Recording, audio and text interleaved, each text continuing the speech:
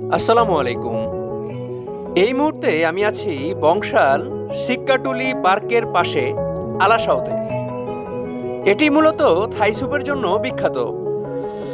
ছোট পরিসরের এই শপটির যাত্রা শুরু হয় ২০১৯ সালে। তাদের এখানকার বিশেষ আকর্ষণ হচ্ছে খুবই রিজনেবল প্রাইসে থাই স্যুপ এবং চিকেন টাকো টাকো। মাত্র ৫০ টাকায় প্রতি বাটিতে তারা দিচ্ছে মাশরুম এবং ভরপুর চিকেনে থাই স্যুপ।